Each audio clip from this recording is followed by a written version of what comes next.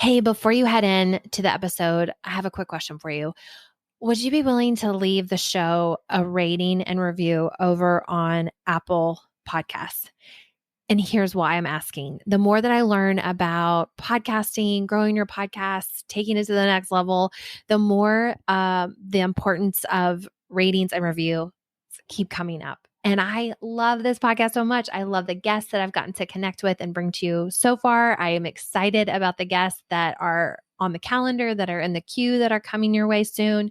I love hearing your feedback about what topics and guests resonate with you. I love getting your questions that factor into the type of guests that we bring on, to the topics that we cover. And I want to do more of it.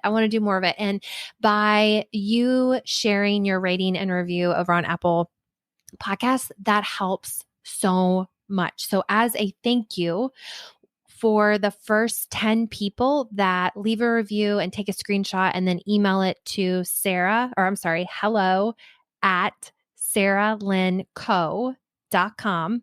The first 10 people that do that, I'm going to send you back a $5 Starbucks gift card. I was thinking it's fall, like who doesn't need a warm beverage at this point to sip on? And if you're not, wherever you are in the world and it's not fall, who doesn't need a pep in their step every once in a while? So Starbucks gift card is coming your way when you leave a rating and review over on Apple iTunes or Apple iPodcast. Got to get that right now. And email it to me, and I will make sure that you get your gift card back right away. So thank you so much. I appreciate it. And enjoy this episode.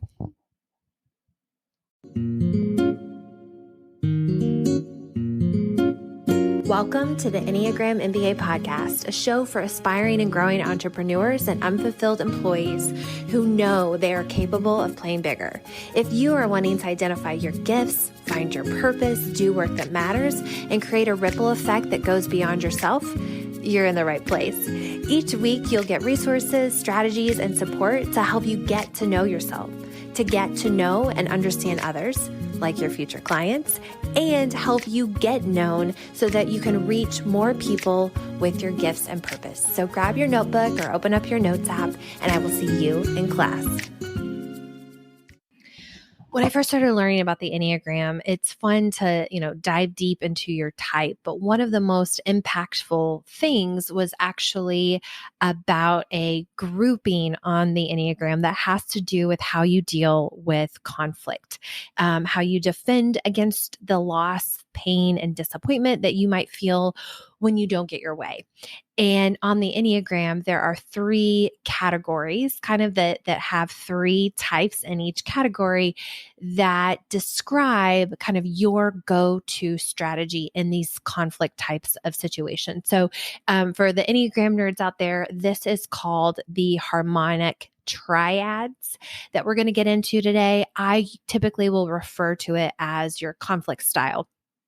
And this was a topic that we went through over in the CEO workshop last week, and was one of the foundational pieces for understanding your CEO style, your leadership style, is how you approach conflict, how you handle when things don't go your way, because they inevitably will not always go your way.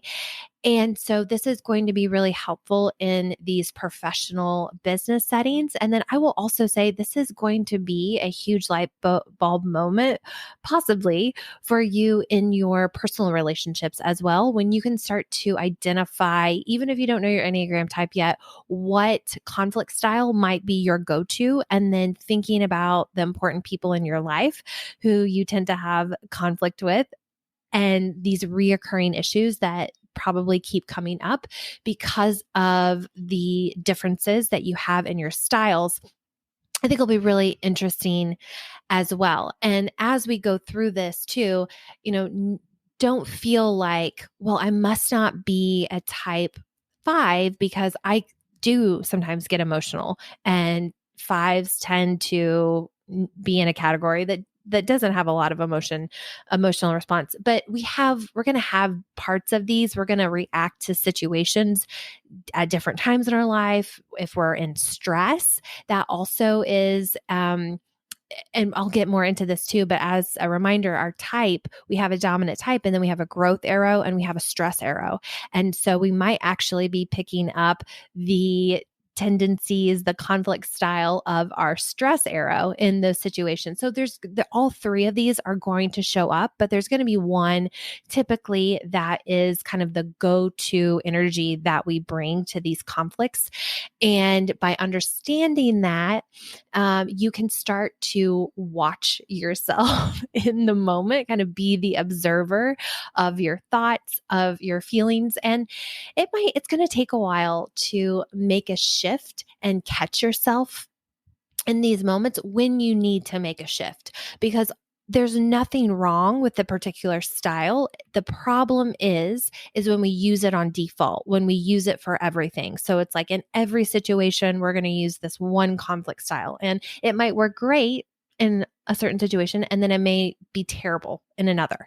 And so understanding the different ways that we can use the conflict styles, what they are, what ours tends to be, catch ourselves when we notice ourselves using it in not the most effective situation, and then choose intentionally to pick up another tool and use that in that situation. Now, conflict is very intense.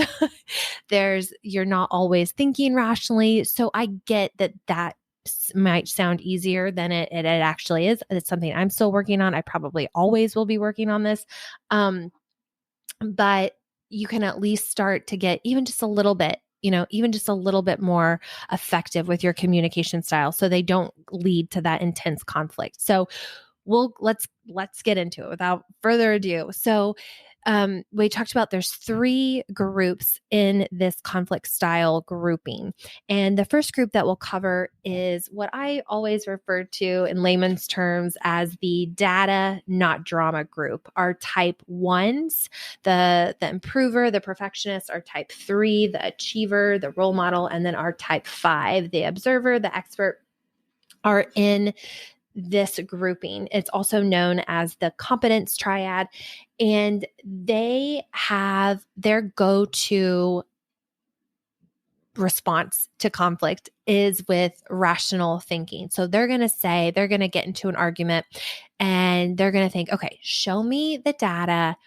Don't give me this drama. I don't have time for the drama. I want to see the data. I'm sure that there is a rational solution that we can come to, and they'll tend to see emotions as getting in the way, preventing an objective solution, clouding people's judgments. And so they are going to expect themselves, and they're going to expect others to put feelings aside in order to solve the problems like sensible, rational, logical adults.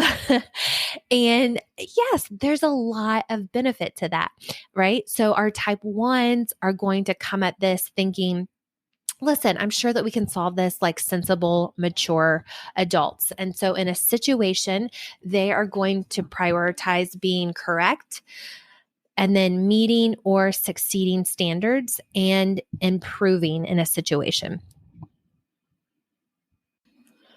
Then our type 3s, who are known for their goal setting, their efficiency, is going to typically think, listen, I'm sure there's an efficient way to solve this. We just need to get to work. And so they are going to prioritize solving this with efficiency and practicality and being very pragmatic. And then our type 5s are going to think, listen, there probably are several things that we need to take into consideration here. Just give me some time to think about this, and I'll get back to you. And we'll talk about this in the future, but our type 5s are in this withdrawn stance. And those 4s, 5s, and 9s in this stance tend to be a little bit slower of processors. Not that it's bad or good, not that it's right or wrong. They just tend to need more time to digest the information, to know what's going on. So that's how you're going to see kind of that data plus the need to process and think about things show up for a type 5 specifically.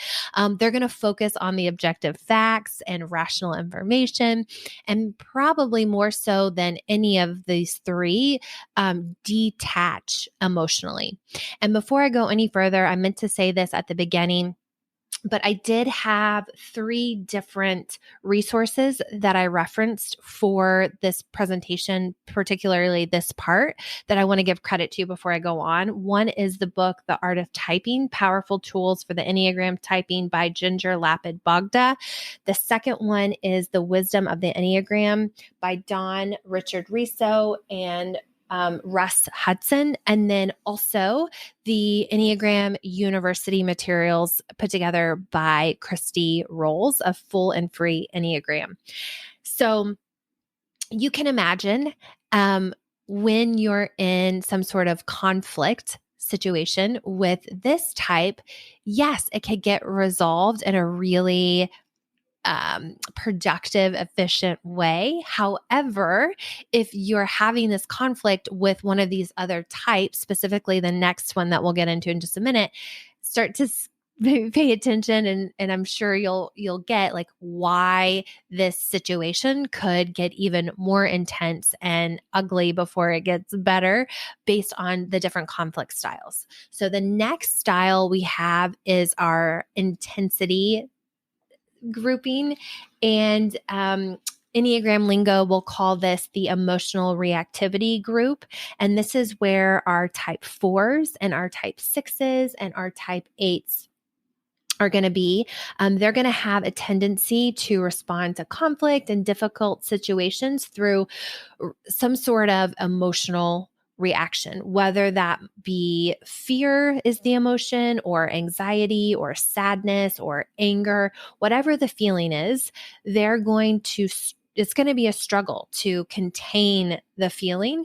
And so they're going to feel this really strong urge to need to vent. And as they're venting, they also have this expectation that others, whoever that is that they're venting to, is going to see the problem as big as they do. And then they're going to want that person or those people to have an equally emotional response to whatever the problem is.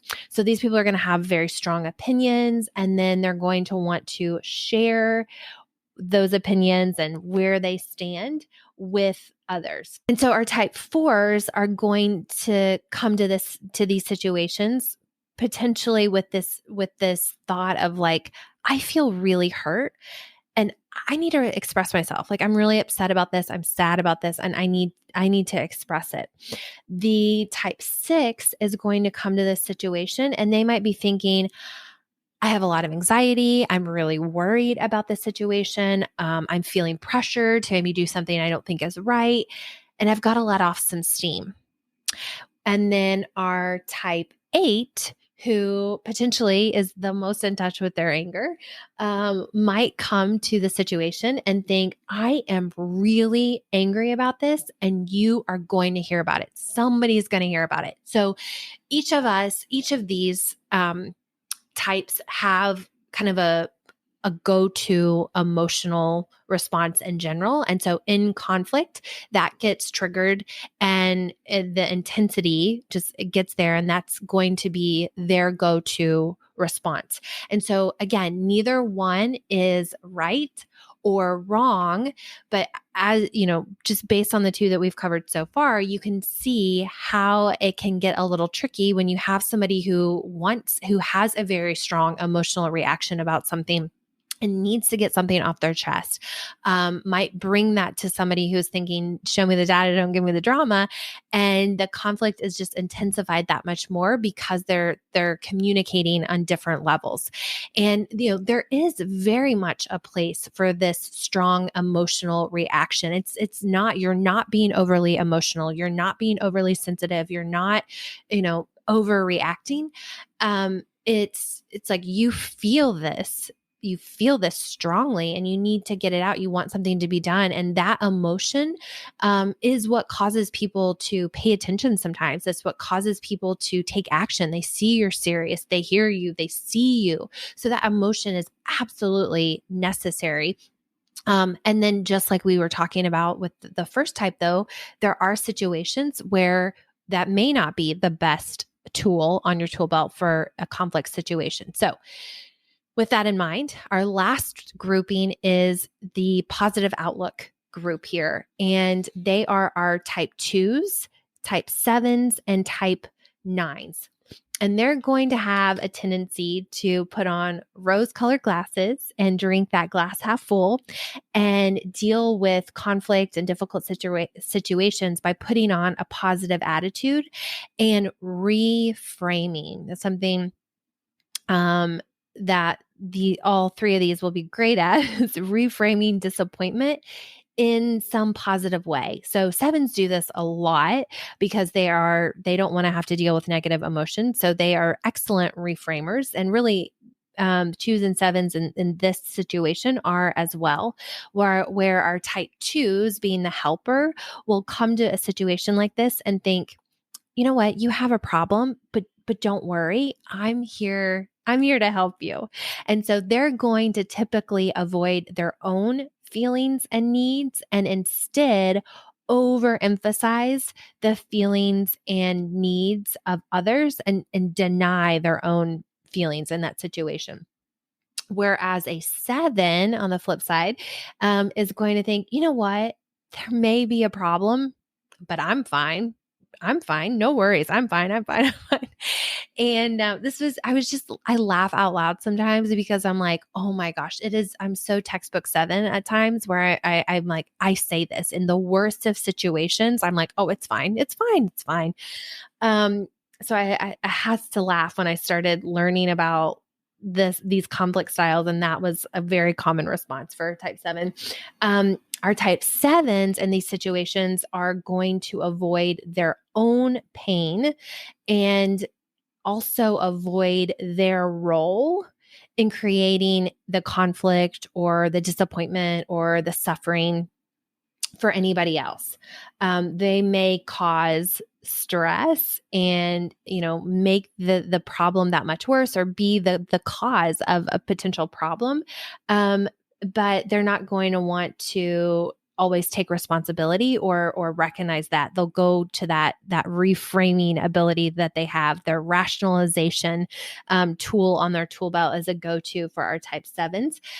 So they may overemphasize their own needs and feel burdened with the needs of others. Oh, I hate to say it, but sometimes that is so true. They'll say, gosh, this person is just such a downer. I just feel like they're being such a downer and being so negative, and it just feels very limiting. So again, you can't change until you know until you become aware of it. And then lastly, our type 9 is going to be thinking, maybe thinking, I would say is going to be for sure, but they might be thinking, okay, wait, what problem? I don't think there's a problem. Is there a problem? And so they can feel blindsided sometimes when others get upset with them because they tend to be so, I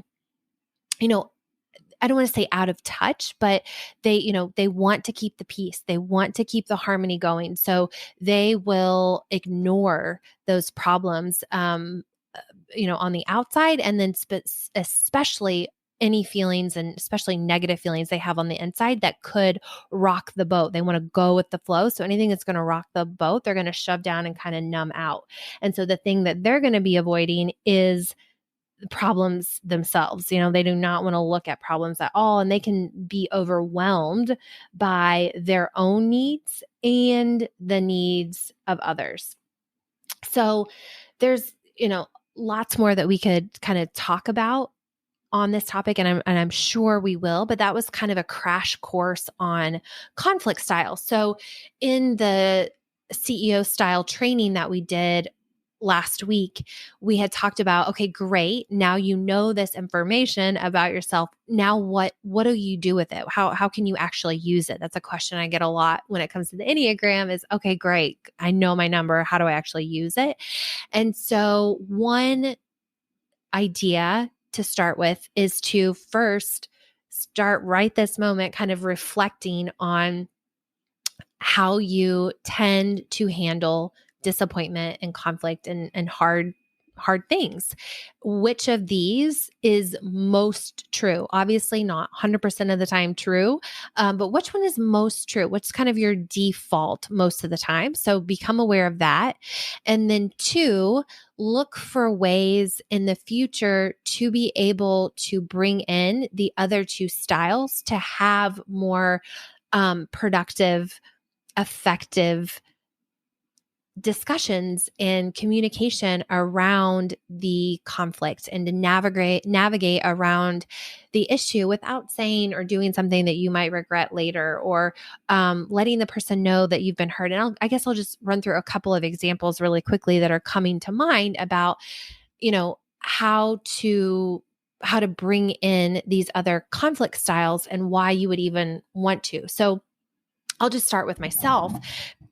Positive outlook, like you might be thinking, well, what could be bad about that? In what situation would you not need a positive outlook? And I think part of that, and I had talked about this in a post I shared over on Instagram about this like tendency to be happy all the time and this need to be happy all the time and good vibes only, positive vibes only.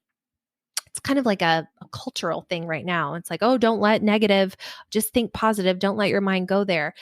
And somebody who's always thinking positive or trying to see the positive, there is a time and a place for that. Absolutely. But can you imagine how invisible you would feel if you were on the receiving end of that and you had a strong emotion of sadness, of worry, of fear, of anger, whatever emotion, disappointment, embarrassment, and you were coming to somebody and they were just wanting to put a positive spin on it, wanting to look at the silver lining in that situation.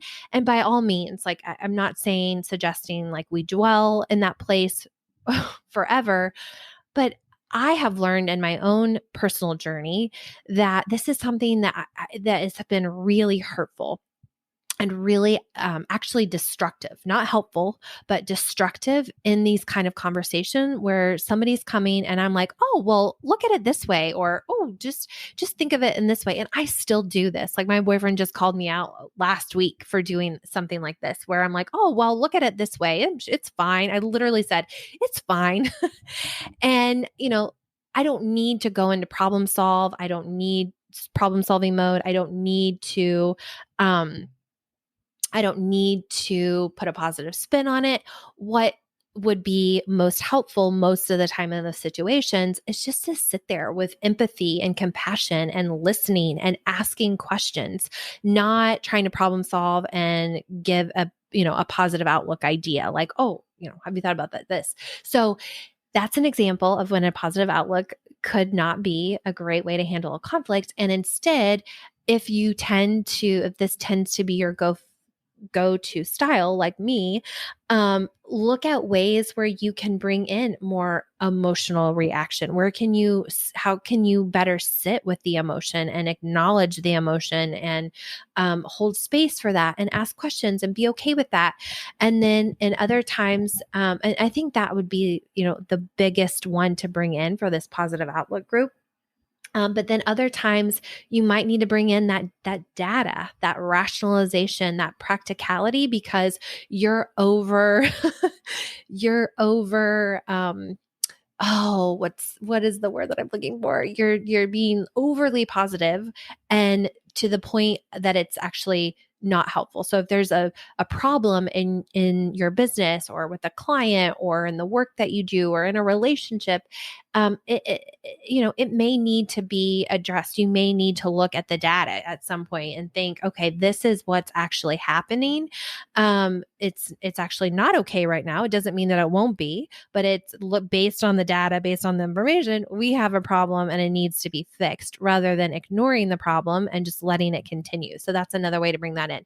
Now, if you're in that emotional reactivity, kind of you feel those feelings very intensely, maybe sometimes you do need to bring in a positive outlook. If you're feeling really sad or worried or angry, like how can you see the good in that situation? What is the good in that conflict, in that challenge, in that difficult situation? And remember that. And then, we've kind of already talked about the benefits of bringing in the data to a situation like that. Well, I guess maybe we didn't talk too much about it, but it can be, oh, wait, it's maybe not as bad as I thought it was. Looking at the data, like, oh, I may feel so upset and like a failure, and I may feel really sad because I shared my new idea and nobody, quote unquote, nobody was interested. It's like, well, when you get into the data and see, you open up your email list and see, oh my gosh, you had, 50% open rate and 10 people clicked on it. And so it's not true that nobody was interested, right? So that is a way to kind of balance out those strong, intense feelings and just kind of fact check yourself. And then being in that data, not drama category, you can, again, kind of with the positive outlook situation, it's like, can you put aside the efficiency for just a moment, and maybe that person doesn't need a solution in that moment. Maybe what they really need to is to feel heard, is to feel seen, that you care. A lot of times when we do come to somebody with a difficult situation, we typically don't need it to be solved. We're not asking them to solve something unless we specifically say, hey, I need help. So I used to have a boss that always went into problem solving mode. It's just her nature. And she had gotten feedback, so self-aware, love her. And she started asking us when we were coming to her office with a challenge. She would say, is this something that we need to solve together? Are you looking for input on a solution, or are you just looking to vent and be heard? And either one was fine. She was open to either one. She just wanted to understand so that she could, have the response that was most needed by that person in that situation. So that might be a question that you ask. Are we problem solving, or, are you just sharing? And then, bringing in some of that positive energy at times, not getting so wrapped up in the data, but it's like, what could be possible? Let's bring in some of that optimism, like what could be possible here? And so there is a benefit to all three of those styles. It's just being intentional with the tool that you pick up in that specific situation, understanding what tool you've been picking up, and then knowing when to put it down and picking up another tool in those situations. So again, I think this will probably be a lifelong journey and practice for myself. I'm assuming for most of us too. I don't know that we ever get amazing at always handling conflict the best, but it is something that we can practice and get better at. And the first step in doing that, though, is understanding where we are right now, bringing that awareness to our current style and where we are. So that would be a great first place to start. And then second place would be looking at ways to bring in the other two to that style. So with that, we are going to be talking about the energy that we bring to going after what we want in next week's Enneagram classroom episode. So that'll be a really good one. That's another category that was really eye-opening, both strengths that I could embrace and parts of myself that maybe have not been the most helpful to others, specifically in dealing with my clients, thinking everybody had the same energy and the same goals and the same the same energy to carry into projects and visions and that sort of thing. So that has been really helpful, just to understand that people are looking at the world in that way, in a different way. So I would love to hear from you. I always love hearing from you. If you want to reach out over on Instagram or send me an email and let me know any ahas, any eye-opening pieces of this that came to you about yourself or with someone else in your life, I am over on at Enneagram MBA over on Instagram. And then hello@saralynco.com. And I always love to hear from you. Sometimes I've gotten some really good feedback about some of our guest expert interviews lately, about feeling really seen and being able to relate. And I love hearing that, and I pass it on. And I know our guests love that. So you are never bothering me. I always love to hear from you. And with that, have an amazing week. And I will see you back here soon for our guest expert interview, and then next week for another classroom episode.